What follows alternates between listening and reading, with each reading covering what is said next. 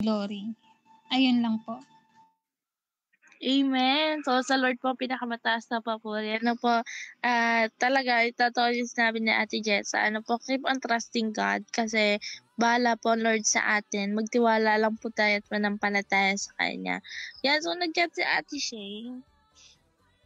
Ayan, sabi po niya, happy po me tonight kasi mayroon na naman po isang answered prayer na matutupad ko na po bukas. Amen. Thank you, Lord. Do it again, Lord. Do it again. Ano po sa bawat isa na may pinapanalangin. Tapos, kumakatok na lang yung pagpapala at yung katugunan sa panalangin. Ano po, yan. So, alam ko ang bawat isa, ninanais din yun na lahat ng ating panalangin ay matugon na, no po, and ayun, keep on trusting and trusting His will and His timing, ano po, hindi po tayo, our works will not be put in vain kapag po sa Lord tayo umasa. So, yun lamang po, ano po, so, ayan, alam ko ang bawat isa ay excited na sa ating pong Word of God, kaya ihanda na po natin ating mga puso, ating pong mga ang ating pong mga notes. Ayan. Ako ang bawat isa ay mag-jot down notes. Ayan. Handa po natin ang ating tenga sa pakikinig ng salita ng Lord. Ayan. So, ating pong palakpakan ng Lord sa buhay po ng ating Pastora Ellie Shokon. Ayan. Hello sa ating lahat. Ayan. So, di na rin ako mag-open ng ng tawag ito, ng cam. Ayan. So, yung aking isi-share, ayan, ay alam pong message ng Lord sa atin. Kaya ayan, bago tayo mag-receive, ay tayo muna mag-pray. Ayan, pray tayo. Lord, salamat Panginoon sa gabing ito. Salamat Lord sa pagsama mo sa amin. Alam namin na Lord, ikaw ay sasamahan mo kami sa gabing ito. Ikaw mag-anoint ng aking lips. Itago mo ko sa iyong likuran, Panginoon. At ihanda mo ang aming puso to receive your word, Lord. At i-cover mo kami with your most precious blood. Walang ibang maitaas kundi ikaw, Panginoong Jesus. Salamat, Lord. In Jesus' name, amen, amen. Ayan, so yung aking isi-share, ayan, ay pinamagatang healing and restoration. Ayan, sabihin nga natin healing and restoration. Ayan, so pag alam ko ngayon ang daming nagkakasakit, ayan, physically, ayan, and alam natin na lahat din tayo nakakaranas ng iba't ibang pain or sickness in different levels, ayan, sa panahon ngayon kasi tayo naman ay nasa mundo pa, ayan, so hindi pa perfect, ayan, so meron tayong mga pain sa physical, meron din tayong mga pain sa bulsa, kunwari, may masakit na yung bulsa ka sa mga gastusin, ayan. Tapos syempre may pain din sa emotions, 'di ba? Pag kunwari na first time mapagalitan sa trabaho or sa school, kung ano man, may pain 'yun. Amen. So iba't ibang klase ng pain, iba't ibang levels. Amen. Pero one thing is for sure, or one thing na pare-pareho sa pain is we cannot undo it or hindi natin pwedeng makontrol, mapindot yung control Z. So hindi ko alam kung ano yung pain nyo ngayon. Ayan. But ayun nga, hindi natin pwedeng i-control na yun since hindi na tayo makaka-go back in the past. But good thing is we can be healed. Ayan, pag physical na sickness, if kalooban ng Lord, walang imposible sa Kanya, He can heal us. Amen. We can also prevent it from happening moving forward. Ayan, so hindi man natin ma-undo yung past, but we can prevent it, learn from it, and be restored. Amen. So again, yung aking title is Healing and Restoration. Ayan. So yung aking yung verse natin ngayong gabi ay nasa Jeremiah chapter 30 verse 17. Jeremiah chapter 30 verse 17. Ayan, ang sabi dito, "For I will restore health to you, and your wounds I will heal, declares the Lord. Because they have called you an outcast, it is Zion for whom no one cares." Ayan, sa Tagalog sabi rito, "Ngunit gagamutin at pagagalingin ko ang mga sugat nyo kahit na sinasabi ng iba na kayong mga taga-Jerusalem ay itinakwil at pinabayaan. Ako ang Panginoon ang nagsasabi nito." Amen. So nakakatuwa lang kasi ang ganda ng promise ng Lord. Amen. Sabi ng Lord is, ayun nga, anong promises ng Lord dito sa tatlong verses na ito, i-restore daw niya yung health. Amen. Hindi lang siya physical, kundi pwedeng spiritual, emotional, o ano yung kailangan ng restoration sa atin. Amen. Tapos sabi doon, may healing of wounds din daw na gagawin ang Lord, na promise ang Lord ito sa verse na ito. Ibig sabihin, kung may mga nagawa tayo in the past, ayan, na nakasakit sa atin o sa iba, at sinasuffer natin yung consequences, ayan, may healing of wounds. Amen ba, na ibibigay ang Lord sa atin. At syempre, yung reversal of rejection. Kasi 'di ba sabi dito, kayong mga taga-Jerusalem na tinakwil at pinabayaan. Ako ang Panginoon nagsasabi nito, na sabi nga doon ay i-reverse niya. Amen ba? Na hindi na sila tatawagin mga itinakwil at pinabayaan. Amen ba? So, ang maganda doon, para mako-confirm yung ating identity bilang mga anak ng Lord. Amen. So, ayun yung mga promises ng Lord dito sa verses na ito. Ayan. So, ano ba nangyayari? Ano bang kaugnayan nito sa atin ngayon? At ano ba yung nangyari dito sa verses na ito? Ayan. So, during this time, sa Jeremiah chapter 30, yung mga people of Judah daw, ayan, sila ay hinaharap na nila o inaani na nila yung consequence ng kanilang disobedience at saka rebellion against God. Amen. So, ang dami nilang mga sins, ang dami nilang pagtalikod na ginawa kay Lord. So, ngayon, inaani na nila. Amen ba? Yung mga effects ng kanilang wrong decisions in the past. Amen ba? At dahil doon sa mga wrong decisions na yon, nag-suffer din sila ng mga emotional and psychological wounds. Kasi nga, yung mga nasa paligid nila, yung mga neighboring nations, ang tawag sa kanila ay outcast, inabandon na, nireject na, amen ba, nung mga sabi ng mga katabing nations. So talagang sila ay nagsasuffer ng emotional at ang dami pang mga wounds because of their wrong decisions. Amen. Pero ayun nga, nakakatawa kasi nagbigay ng promise ang Lord dito sa verse 17 sa chapter 30 na gagamutin, papagalingin ang mga sugat. Amen ba? At yung dating itinakwil at pinabayaan ay talagang ibabalik niya. Amen. At pwede rin natin siyang i-claim ngayon kasi anak din tayo ng Lord. Amen. So bakit ba? Bakit ba tayo maniniwala, or ano yung assurance natin na gagawin ng Lord yung healing and restoration sa panahon natin ngayon? Amen ba? At sa lahat natin na nakakaranas ng different pains or different na kung may mga wounds tayo, self-inflicted because of the wrong things that we have done in the past, ano yung assurance natin na talagang gagawin ng Lord yung healing? Amen? So meron akong 4 na bagay na nakita dito. Ayan, yung una, may assurance tayo na kayang gawin at gagawin ng Lord yung healing and restoration sa atin, no matter kung nasaan man tayo o no matter anong wounds or pain ang sinasuffer natin, because una, God is faithful. Amen ba? God is faithful. Ayan, so always remember, ayan, na si Lord, naaalala niya lagi yung kanyang mga promises, tapos He is always true to His covenant at yung mga words na sinasabi niya sa atin. Amen. Even itong promise ng Lord na restoration at healing sa mga Israelita ng panahon ni Jeremiah, nangyari ito at na-restore.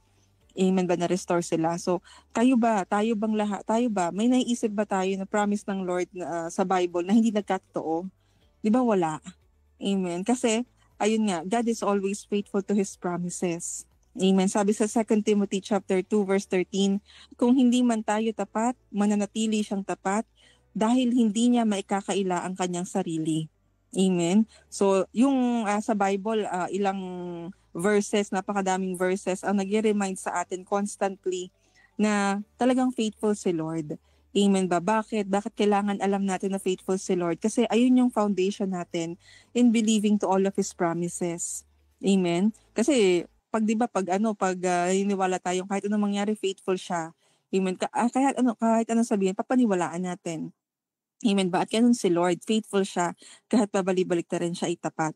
Amen. Kaya sa panahon ngayon talagang inaatake ng kaaway is yung ating pagkakakilala kay Lord. Na totoo bang naniniwala ka na si Lord ay faithful or tapat sa kanyang promises and all? Ayan. Kaya ayun yung ina-attack sa atin. But ayun nga, hindi naman nagtagumpay ang kaaway at never nagtagumpay ang kaaway sa pag-attack doon sa faithfulness ng Lord, kasi yung track record ni Lord is clean and always true. Amen. So, yung mga promises niya before, mga prophecies niya, amen ba, ang pagdating ni Jesus, amen ba, at lahat pa, amen, nararanasan natin mismo. Amen. So hindi may kakailan na faithful talaga si Lord. Amen. Yung pangalawa, because God is all-powerful. Because God is all-powerful. Ayan. Pag binasa natin yung pataas ng Jeremiah chapter 30, sa verse 8, may makita tayo dito, sabi doon, sa araw na iyon, sinabi ni Yahweh na makapangyarihan sa lahat, babaliin ko ang pamatok sa kanilang mga leeg at kakalagin ko ang kanilang mga tali. Hindi na sila aalipinin ng mga dayuhan. Amen. So, ba't kaya niyang sabihin to? Bakit kaya niyang i-promise to sa mga Israelita? Kasi alam nating all-powerful naman talaga siya. Amen ba? We can trust God's promises because what He promised, He can deliver. Amen. Pag sinabi ng Lord na He can part the Red Sea, He will do it. At even sa atin, no matter how deep the wound, no matter how old or gaano nakatagal ang wound or kung ano man, He can heal it. He can heal it because God is all-powerful. Amen. Whatever sickness or trauma or pain, ayan, He can heal it. Name it. Amen ba? At He can heal it. Kasi none is too difficult with God. Amen. Sabi sa Psalms 147 verse 5, sabi dito, great is our Lord and mighty in power. His understanding has no limit. Amen. So maaasahan natin na kaya ng Lord gawin at talagang pagalingin at i-restore tayo kung anumang pain ang meron tayo because He is all-powerful. Amen ba? Ayan. Yung pangatlo, God is sovereign. God is sovereign. Ayan. So, ang ibig sabihin ng sovereign means God has the power, wisdom, and authority to do anything He chooses within His creation. Amen ba? So, ibig sabihin talagang siya yung on top sa lahat. Amen ba? Yung may lalang ng lahat, siya yung may control sa lahat, may authority sa lahat. Amen ba? Kaya maniniwala tayo na pag sinabi niya, pagagalingin niya tayo, i-restore niya tayo, at kahit ano pa man niyang ihain at isurrender natin kay Lord, kaya niya. Kasi He is all powerful, He is all sovereign God. Amen ba? Sabi nga dun sa Jeremiah chapter 30, ayan, verse 10, sabi dito, ngunit huwag kang matakot, lingkod kong Jacob, at huwag kang manlupaypay Israel. Ililigtas ko kayo kahit saan kayo naroon. Kahit nasa lupain ng pagkabihag ang inyong mga anak, manunumbalik ang payapang pamumuhay ni Jacob. At siya'y sasagana at wala ng katatakutan. Amen ba? Ang sarap maging anak ng Lord kasi pag tayo ay anak ng Lord under His power, under His control, amen ba? Under His justice, amen. Alam nating maaasahan natin kasi ay nga, He is a just God naman. He is always true. He is always fair. Amen ba? Kaya we can submit with peace. We can trust. Ayan yung authority niya and control over us. Amen ba? So we are confident na kaya ng Lord kasi wala siyang hindi kayang gawin or baguhin or kung ano man kasi He is sovereign. Amen. Ayan, yung pang-apat, ayan, maniniwala tayo dun sa healing and restoration na kayang ibigay ng Lord kasi alam natin, His love is unconditional. Amen. Sabi din sa Jeremiah chapter 30 verse 11, sabi dito, ako'y isa sa inyo at ililigtas ko kayo. Lilipulin ko ang lahat ng bansang pinagkalatan ko sa inyo. Subalit, kayo'y hindi malilipol, parurusahan ko kayo ng marapat, ngunit ako'y magiging makatarungan sa inyo. Amen? So nakakatuwa lang kasi 'di ba, pag alam natin kasi na out of love ang mahal tayo ng Lord, kahit anong process ang ipa-undergo niya sa atin, may discipline, amen ba? May encouragement kung ano man, tayo ay magtitiwala na it's always for our best. Amen. So kailangan natin tandaan, He can do it kasi He proved it before na unconditional yung love niya nung namatay siya sa cross para sa atin while we are still sinners. So unconditional na yon. Amen ba? So tayo din. Amen ba? Sa panahon din natin ngayon, His love is unconditional pa rin. Amen. So it never changed. Kahit na sabi nga in spite of our disobedience, our weaknesses, our sins, our selfishness, ayan, God loves us enough to provide mag-provide sa atin ng abundant and eternal life. Amen. He will always do what's best for us. Amen. Kaya nga may pagdidisiplina ang Lord. May tawag ito, may mga correction na ginagawa ang Lord kasi His love is unconditional. Amen ba sa atin? At alam natin, pag ginawa ng Lord, pag galing sa Lord, alam natin ay the best. Amen. So ayun, maniniwala tayo na God is God can do what He promised, na healing and restoration sa atin, no matter what wound we have, what trauma or what sickness we have. Kasi una, God is faithful. He said it in His word na gagawin niya, kaya gagawin niya talaga. Yung pangalawa, God is all-powerful. Walang hindi kayang gawin ang Lord. Pangatlo, God is sovereign. Ayan, siya ay in control ng lahat ng bagay, almighty. Amen. At yung pang-apat, His love is unconditional. Hindi natin pwedeng sukatin yung love ng Lord sa atin. Na Lord, kung matigas ang ulo ko, ganito lang siguro ang bibigay mo sa akin na healing, ganun. Hindi. Kasi His love is unconditional. Hindi siya pwedeng i-equal sa love natin. Amen. So ngayon, ano dapat ang gawin natin to receive that healing, to receive that restoration from God? Amen. So una, we have to pray. Ayan, we have to pray. We have to seek God's healing and restoration through prayer. Amen. So if we are experiencing, kunwari, emotional pain, mental pain, or kaya naman is kung anumang pain, even sa physical natin na body, di ba? If we are experiencing pain, wala naman tayong unang lalapitan kundi si Lord talaga. Amen ba? So come to Jesus, He is our greatest healer. Sabi nga sa James chapter 5 verse 13 sa Message translation, are you hurting? Pray. Amen. Ganun lang kasimple na sabi ng Lord, lumapit sa Kanya. So we have to pray. Pangalawa, ayan, what we are to do to receive healing and restoration, we also have to repent.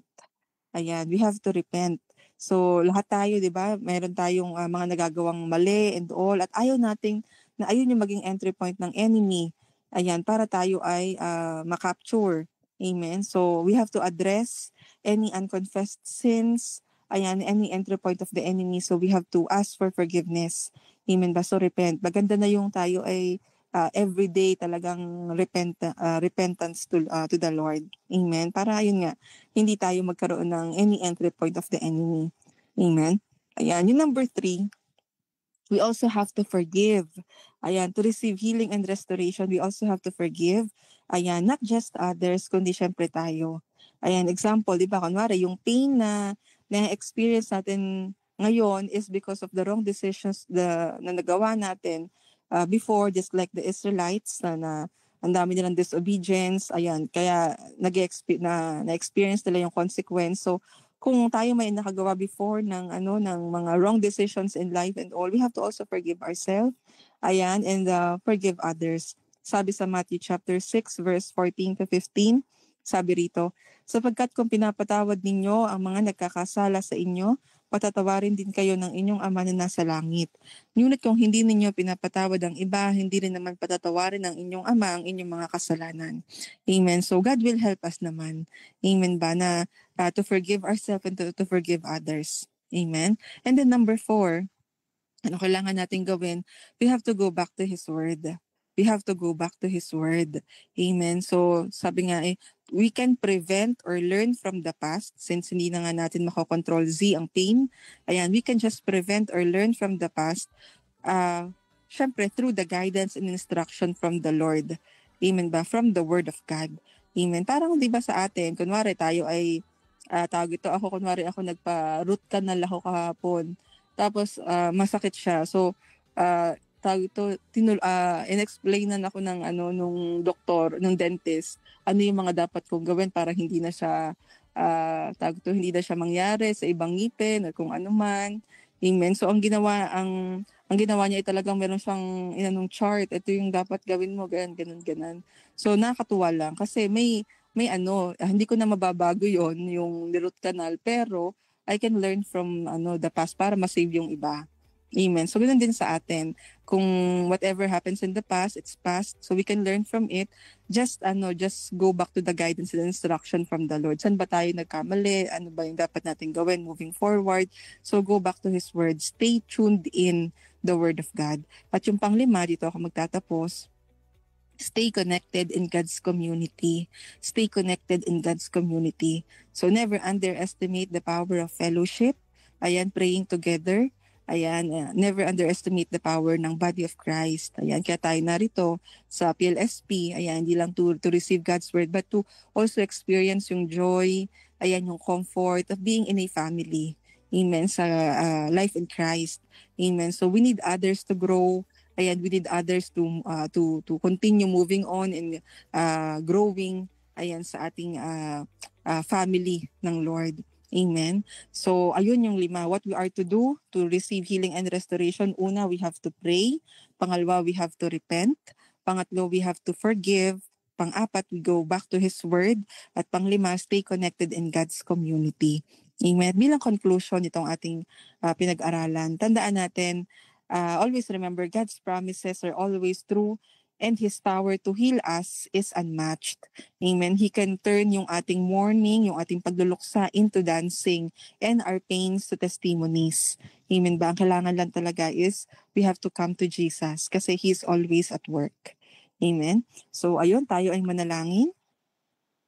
Tayo ay manalangin. Lord, salamat Panginoon sa gabing ito. Salamat Lord Lord, sa word mo ngayong gabi. Alam namin, Lord, na kita mo kung anong aming mga pangangailangan, anong aming mga silent cries, Panginoon. At Lord, ikaw sa lahat ang nakakaalam, Panginoon, ng the best para sa amin. And Lord, we pray kung ano man, Panginoon, at sino man dito ang may kailangan ng healing, physically, emotionally, mentally, kung ano man. Lord God, we pray for complete healing, Panginoon, Lord, sa aming lahat. And also, Lord, yung restoration, Panginoon, because we are your children, Lord God. Alam namin ikaw ay never, Lord God, na nag-fail sa iyong promises at yung iyong love sa amin ay unmatched, Panginoon. And Lord, we pray, Lord, patuloy mong pagharian ng bawat isa. Ikaw ang patuloy na maglapit sa amin, sa iyo, magpakilala ka pa po sa amin, and help us, God, to grow deeper in our relationship with you. Pagpalain mo rin si Pastora Aya, ang kabuuan ng PLSP, na Bible study, Panginoon, kabuuan ng youth, Panginoon, patuloy kang maita sa aming mga buhay, Panginoon. Salamat, Lord. In Jesus' name, amen, amen. Amen. So, ang ganda ng mensahe ng Lord, tayo pinaalalahanan muli ng Panginoon, at talagang siya ay napakabuti.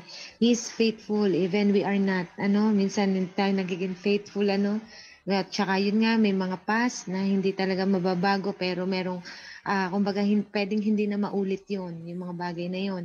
So, healing and restoration, ayan, healing of wounds at reversal of rejection, yun ang ginawa ng Lord doon sa bayan ng Israel na kayang gawin din sa atin. So, may mga points na iniwan si Pastora Eli sa atin. Sabi dito, yung ba't tayo maniniwala? So, assurance of God's promises because God is faithful. He's always faithful in His promises. Never siya nagsinungaling. Pag sinabi niya. Yung pangalawa, because God is all-powerful. No limit. Ayan. So, yung pangatlo, because of His because God is sovereign. Yan. Nandun yung He has wisdom and power to do what He wants to do. Yan. He is always fair. Sinabi nga kanina, We are confident sa Lord. Pang-apat, because of His love is unconditional. Ayan.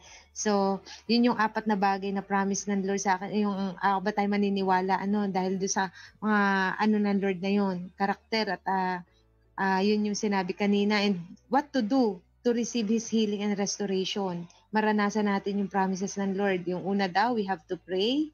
Ayan. Yung pangalawa, we have to repent. So, ask forgiveness. Ayan. So, pinaka-best yun na aminin natin. Una, aminin natin nagkamali. At talagang hingi ng tawad sa Panginoon. So, yung pangatlo, we have to forgive. Siyempre, forgive yourself and forgive others. So, syempre, hindi naman ganun kadali. Sa sarili, siguro pwede, pero yung sa iba, hindi ganun kadali. Pero sa tulong ng Lord, dahil tayo pinatawad lang din naman ng Lord, magagawa din natin magpatawad sa iba. In Jesus' name. Tapos ay yung pang-apat, 1, 2, 3, 4, yan, pang-apat. We have to go back to His Word. Yan. Sabi nga kanina, learn from the past through the guidance of God's Word. Ayan. So, balik sa Word ng Lord. Yun lang naman kasi ang totoo at yun ang powerful And yun last is stay connected in God's community. Ayan. Never underestimate, sabi nga, underestimate the power of fellowship. So maganda. Minsan talaga kailangan natin na, minsan hindi ka na makapanalangin, pero dahil may mananalangin para sa'yo, makakayanan di ba? So napakahalaga, may nagpapanalangin tayo sa bawat isa, nagpe-fellowship, nagpapalakasan, At sa mga gantong gawain talaga, huwag tayong umabsent, at dito tayo pinalalakas ng Panginoon. Ayan, so ang ganda ng mensahe ng Lord, tayo ay magkaroon ng refleksyon. Ayan, unahin ko na si Jessalyn. Hello po, sa akin po yung Number 2, because God is always powerful. Na talagang ano po, yung mga promises ng Lord is mapagkakatiwalaan po. Ayun po. Amen. Thank you, Lord. Okay, kay Chrislyn. Ano po, yung sa akin may kasi ito ilang araw ko na nare-receive yan. Sabi ko naman po sa inyo. Talagang, Lord, thank you sa paalala palagi. Tapos yun nga, sabi ko, Lord, very timely nung word mo kasi yun, katulad ngayon, not feeling well talaga sobra. Tapos not a very good time din for sickness. Pero thank you, Lord, sa comfort kasi ayun nga, just stay faithful sa Lord. Tapos as much as possible, stay connected. Yan, katulad po ngayon na kahit na not feeling well and nakaka-join pa din in Jesus name.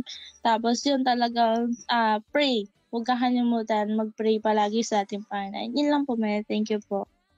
Okay. Okay, si Clarice. Ayan, si Clarice. Hello po. Yung sa akin po is yung yung forgive po tsaka yung sa repent po.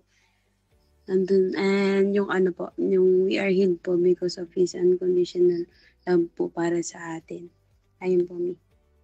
Amen. Okay, si Clarence. Mami, good evening po at good evening po sa bawat isa. Yung sa akin naman po, yung sa akin naman po is, unconditional love po ng Lord. Yung talagang pagmamahal talaga ng Lord sa atin sa bawat isa, even though lagi tayong nagkakamali, maraming kasalanan, nandyan pa rin siya. Still, minamahal pa rin tayo, like pinoproteksyonan, ginagabayan. Ayan, nandyan pa rin siya sa tabi natin, even though ups and down. Nandyan pa rin talaga ang Lord para sa atin at tsaka po sa ating buong pamilya. At tsaka po dito sa ating youth life. Thank you po. Amen. Thank you. Thank you, Clarence. Okay. So, nag-chat ang iba. So, si Boss. Lang naman po yung lagi tayong mag-repent sa Lord at mag-forgive yung sa ating mga kasalanan at yung nagkamali sa atin. So yun nga, talaga pag na-receive talaga natin yung glory ng Lord sa atin. So yun po, dahil yun nga, faithful ang Lord sa ating buhay. So papapatawin niyo po tayo sila rin po tayo magiging hawa po. Amen. Okay. So, tignan ko yung mga nag-chat. Ay, si Tessa ba nandyan? Baka hindi ko na Ayan, nag-ano na din si Tessa. So, si Ruth ay kay Pastor Ivan. Sabi, repent and forgive. Magsisimula ang healing pag wala ng tinik na nakalagay sa sugat. Amen. So, paalis natin kay Lord yung tinik para talagang nandoon mag-heal na talaga. Okay? Kay Ruth naman, always pray at lagi mag-repent sa Lord at mag-forgive. Ayan. Kay Shane, ayan, always pray lang po parati kay God because God is the best healer. Amen. Inside and out, ang Lord ang the best na healer. Ayan. So, si Tessa naman, laging isipin na faithful ang Lord. Hindi siya nagbabago. Panghawakan lang natin yung word na nare-receive natin sa Kanya. And always praise the Lord and acknowledge God palagi. Repent always din po sa Lord and willing magpa-transform. Ayan, napakaganda din nun. Paging willing tayo magpa-transform kay Lord, hindi na maulit yung mga nakaraan. So, thank you, Lord. Meron ba akong nalimutan? Kung meron akong hindi nalibanan, mag-chat na lang. So, sige, proceed tayo sa short icebreaker, then closing prayer.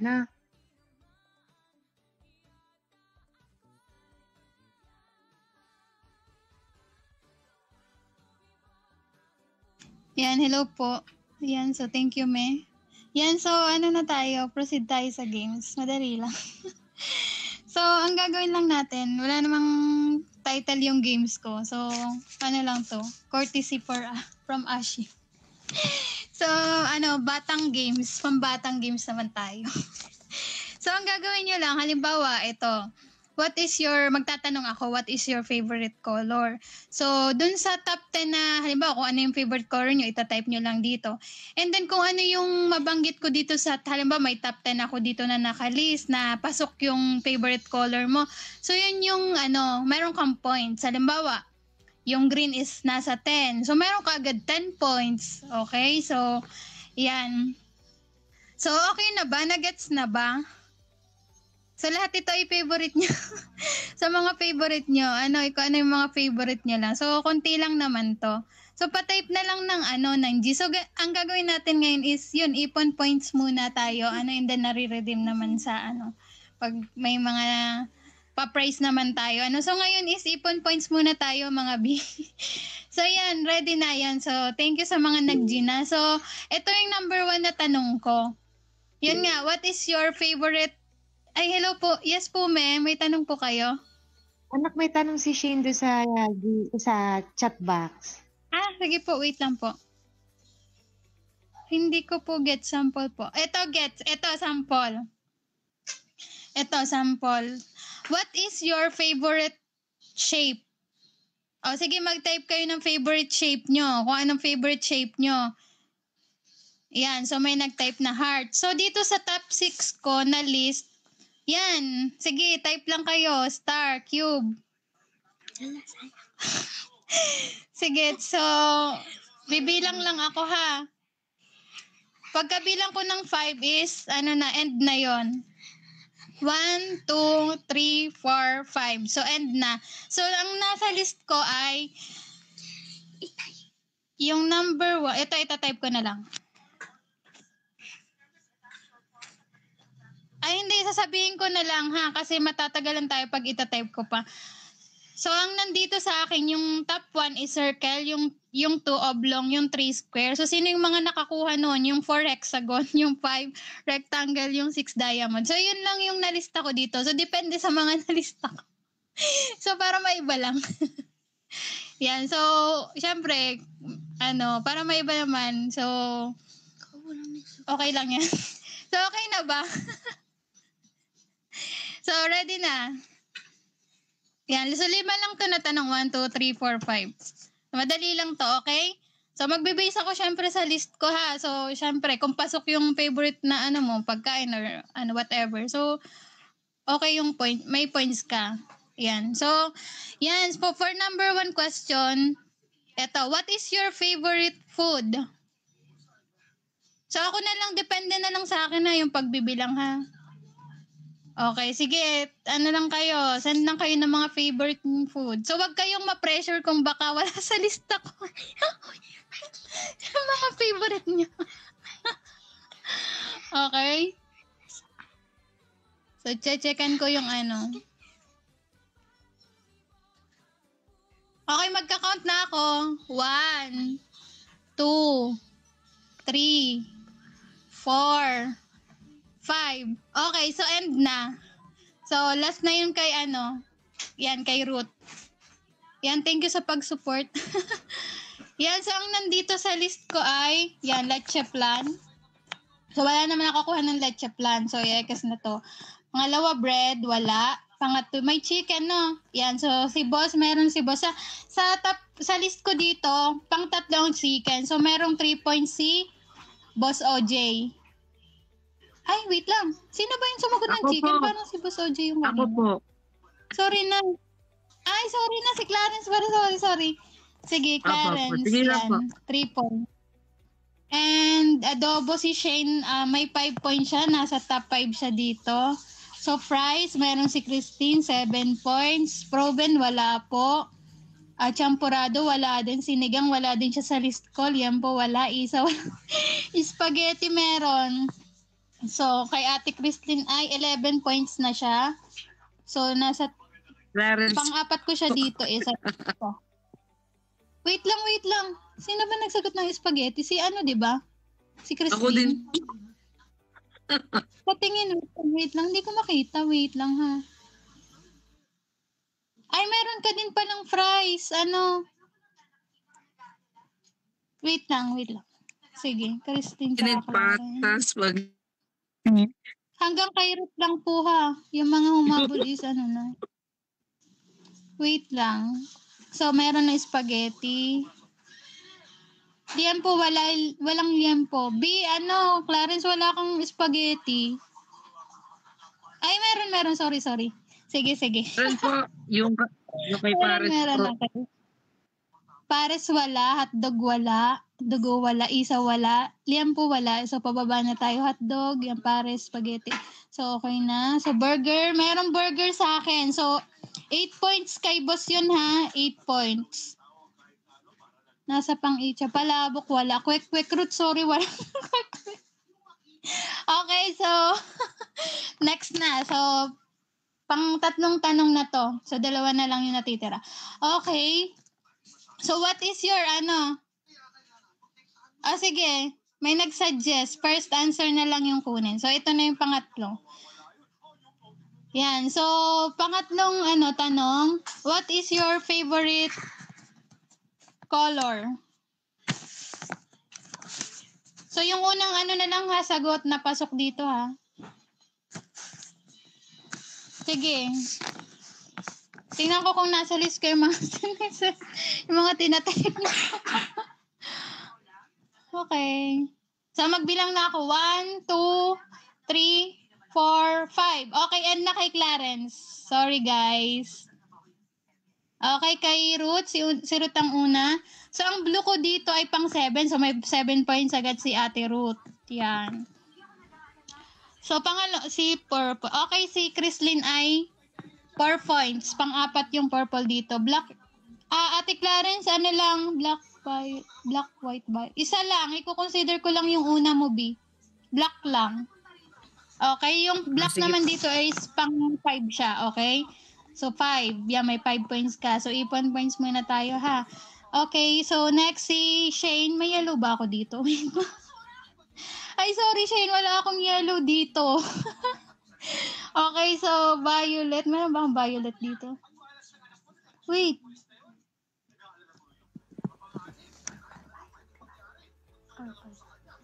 Okay, meron. Pang-apat. Yan, kay boss, 4 points. Pink, wala na be. Kay Ruth, meron na din. Nauna na red, wala na. So, yan. Si Tessa pala yun. O, sige be. Okay, so pang-apat na tanong na po. Yan, so proceed na tayo. Ayan, so what is your favorite place? Okay, pa-type na lang. Favorite place naman. Sige lang. Bilang na ako Mabilis naman kayo mag-type. So, okay. 1, 2, 3, 4, 5. Tsaka alam nyo na yung mga favorite nyo. Kaya mabilis lang. Okay. End na po kay Ate Clarence. So, yan. Sorry, boss. So, ang nasulat ko dito. Ayan. Kay Pastor Ivan po muna. Malamig. Sorry, wala akong malamig. Church, wala akong church. Sorry po. Venice Church. BGC. Bundok.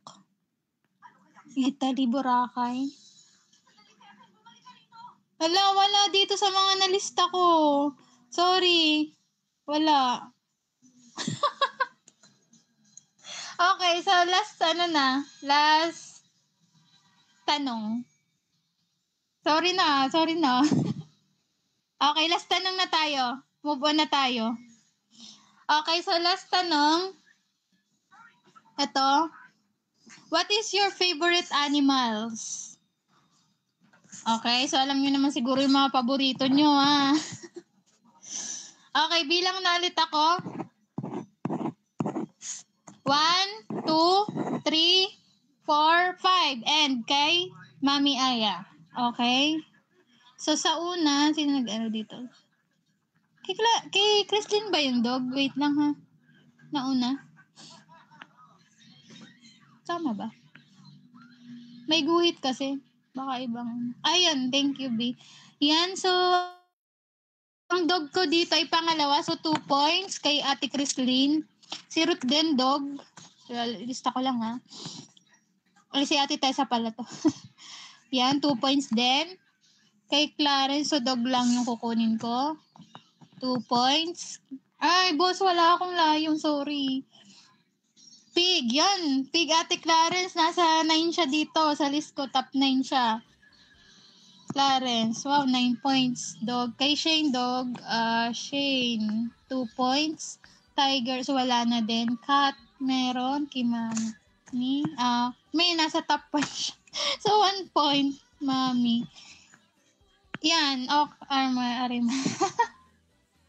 Wait lang. Sorry na. Okay na po, Ate Shane. Nalista ko na. Nasa list na. Okay lang. So, dyan na po nag-end yung ating game. So, yung sa mga points nyo po is ipon lang din po natin. So, i-update na lang po kung gusto nyo pong makita yung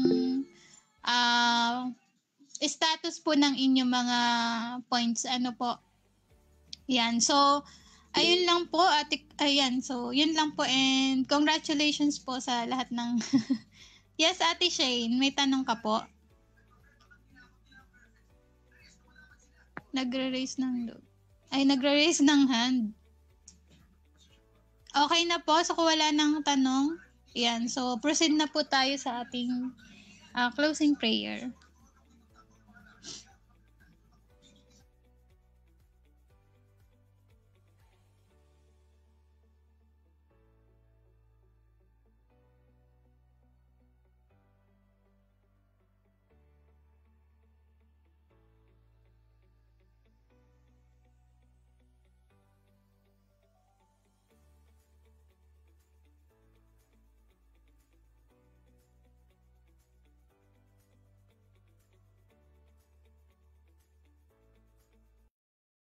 Okay, Jessalyn? Closing prayer natin? Sorry po. Sige po, pwede po mag-closing na si Ate Clarice po.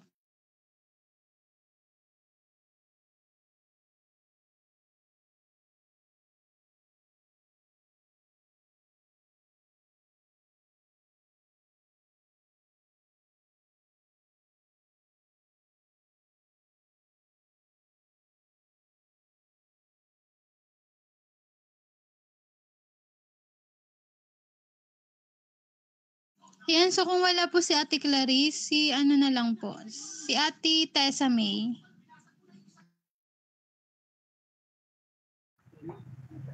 Hello po. Sige po, pray tayo. Yes, Lord God. Hallelujah God. Hallelujah Jesus. Salamat po, Lord God, sa na-receive naming word through Ate Ellie, Panginoon.